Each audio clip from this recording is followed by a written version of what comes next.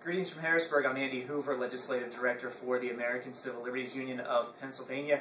You can see I'm dressed down. I'm at my desk in our office here in Harrisburg, and that's because the state legislature is gone.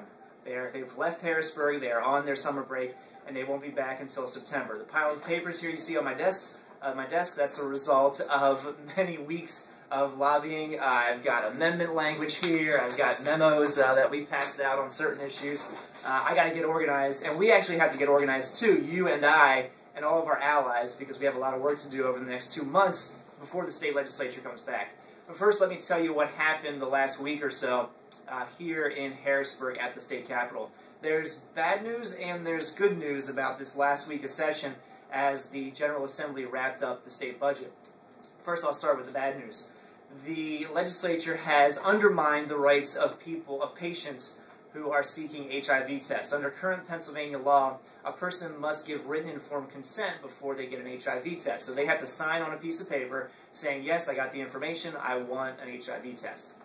The legislature has passed Senate Bill 260, which would end that requirement and allow doctors to document on behalf of the patients or require the patients to opt out of the testing.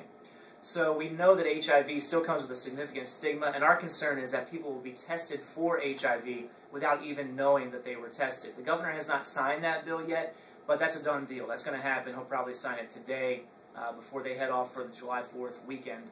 The governor, of course, is still signing some bills, wrapping some things up while the legislature is gone. They've left Harrisburg. The other bad news is that under the cover of darkness, the legislature has reformed, and I should say deformed, the welfare code in a variety of ways that our friends in the legal aid community are not happy about. And one thing in particular I want to mention is that they are requiring now drug testing for people who get cash assistance or food stamps if they've had a felony drug conviction in the last 5 years. Now, that may sound reasonable on its face, but then you start digging a little bit and you see, first of all, it's probably unconstitutional. It may very well be unconstitutional, because a drug test is a search. On top of that, it's redundant and expensive because if a person has that kind of conviction, there's a chance they're being drug tested anyway because they are on parole or on probation. So that's the bad news. Good news. On Wednesday, I went into the Capitol thinking it was going to be a challenging and difficult day on school vouchers, taxpayer-funded private school vouchers, and on abortion, but those initiatives fizzled out very quickly. The vouchers bill did not pass with the state budget, and the way the supporters of that initiative are talking, it almost sounds like they think it's over.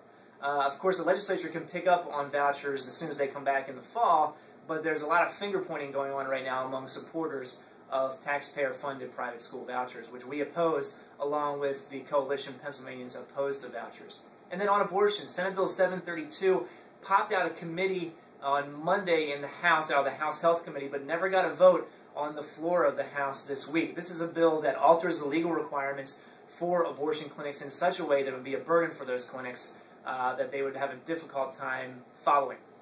It would essentially alter their requirements in building and staffing in ways that would be extremely expensive. We've talked a lot about this issue over the last 2 months. And in fact, right now in Kansas, they did something very similar where they altered the legal requirements for clinics, gave them almost no notice that it was happening, and now no clinic, well, I think one, there's a Planned Parenthood clinic that is able to comply, but all the rest of the abortion clinics in Kansas are facing the threat of shutting down today, as a matter of fact, and there has been litigation filed on that. So what's happening in Kansas is exactly what we've predicted could happen here in Pennsylvania, with clinics having a hard time following the ambulatory surgical facility regulations and the possibility of litigation.